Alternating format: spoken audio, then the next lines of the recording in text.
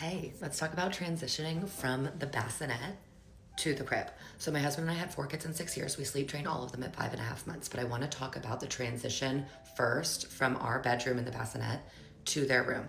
Two things I want to mention. First, I exclusively breastfeed all 4 of our babies past the 1 year mark. So it's like no bottles, no pumping. It's literally just me and baby all day, all night, all the time. Me and baby all the time. Okay. Second, for our first 2 babies, 1 and 2, I had a regular bassinet next to our bed. For babies 3 and 4, I got the snoo. I need to do a whole video on the snoo. I will, don't worry.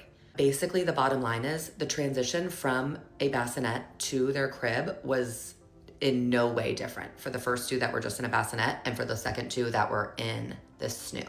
The transition was the same. Okay, so just want to start off by saying that.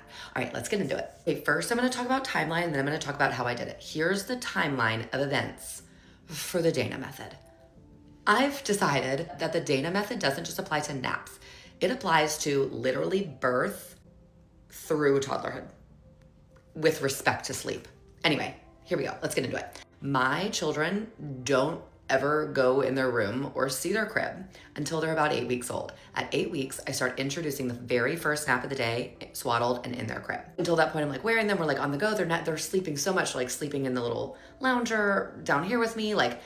But at 8 weeks, I say, okay, it's time. Swaddled in your crib for your first nap of the day. It's the easiest one to get. The rest of them are in the car or being worn or wherever. But that first nap of the day is the best one to start laying a really good foundation at 8 weeks. So that's what I do. So 8 weeks, start doing that. Once they get that under their belt, I'll introduce more crib naps in the bed, but like always just do the first one. It's okay if you're wearing them for the rest of them or holding for the rest of them. Like just try for the first nap of the day. That's it. You're laying a really good foundation just by doing that. Okay, so at 8 weeks, baby knows what a crib is. Then at 4 months, when they turn 4 months old, I move them for night sleep into their crib. It looks like this. They're swaddled and I put them in their crib. That's it. You know what I mean? Like they've been next to me, but now they're not next to me anymore. I'm nursing them in their bedroom. They're still 4 months old, so I'm usually nursing them to sleep and then laying them down in their crib. Every feed, I go into their room and nurse them in their recliner in their room and then put them back in the crib.